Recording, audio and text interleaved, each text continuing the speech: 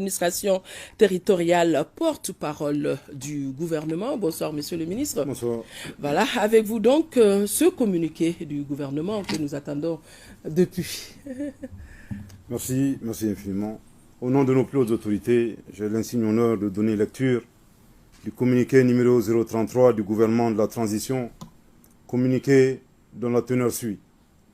À l'issue de la 61e session ordinaire de la conférence des chefs d'État et de gouvernement de la Communauté économique des États d'Afrique de l'Ouest, CEDEAO, tenue à Accra, République du Ghana, le 3 juillet 2022, le gouvernement de la transition a été informé des décisions prises par la conférence des chefs d'État de la CEDEAO, entre autres, la levée des sanctions économiques et financières, y compris la fermeture des frontières, prise contre le Mali le 9 janvier 2022.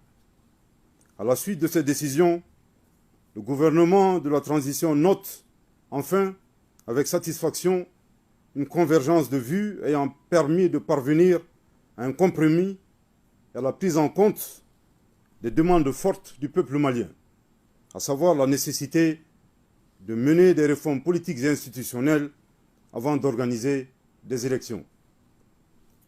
En application du principe de réciprocité, le gouvernement de la transition décide de suspendre l'application de son plan national de riposte aux sanctions de la CEDEAO et de l'UEMOA adopté le 9 janvier 2022.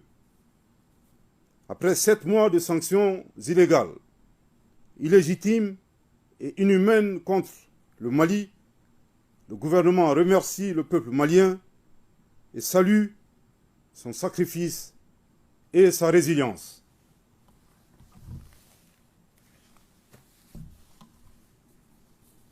Durant cette période sombre de l'histoire de l'intégration régionale, le gouvernement a été agréablement surpris par l'élan de solidarité de certains pays amis et partenaires, ainsi que les autres peuples africains et hors de l'Afrique, envers le Mali, qu'il trouve ici l'expression de la gratitude du peuple malien.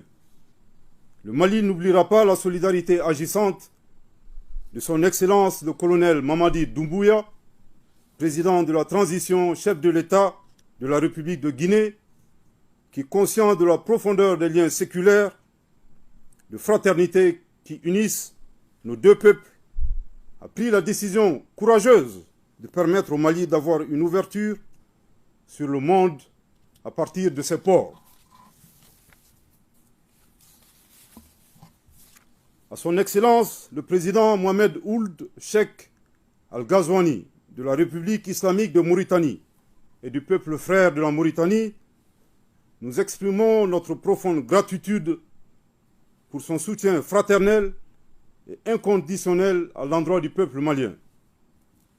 Au président Abdelmadjid Tebboune de la République algérienne démocratique et populaire et au peuple algérien frère, le Mali réitère sa reconnaissance infinie pour son soutien indéfectible. Le Mali, fidèle à son engagement panafricain, continuera d'œuvrer à la réalisation de l'unité africaine, l'intégration régionale et au renforcement des liens de solidarité, de fraternité, d'amitié, de bon voisinage et de coopération avec les autres peuples ouest-africains et africains en général. Le gouvernement de la transition exprime sa profonde reconnaissance à toutes les bonnes volontés qui se sont mobilisées pour la levée de l'embargo contre le Mali et en appelle à la solidarité africaine pour œuvrer ensemble à la réussite du processus de refondation de l'État malien. C'est le lieu de remercier très chaleureusement son Excellence Goodluck Ebele Jonathan, médiateur de la CEDEAO pour le Mali, ainsi que son Excellence le président Faure et Sozimna Gnassingbé, président de la République togolaise, pour leurs efforts inlassables ayant permis d'arriver à un accord. Conformément à la vision de son Excellence le colonel Assimi Goïta, président de la transition chef de l'État, de rétablir un ordre constitutionnel, gage de paix, de stabilité et de bonne gouvernance, le gouvernement prend l'engagement de tout mettre en œuvre pour réaliser les objectifs de la transition attendus par le peuple malien. Que Dieu bénisse le Mali. Bamako, le 4 juillet 2022. Merci de votre très aimable attention. Merci, Monsieur le ministre, pour nous faire partager ce communiqué du gouvernement. On le sait donc, le 61e sommet ordinaire des chefs d'État de la CEDEAO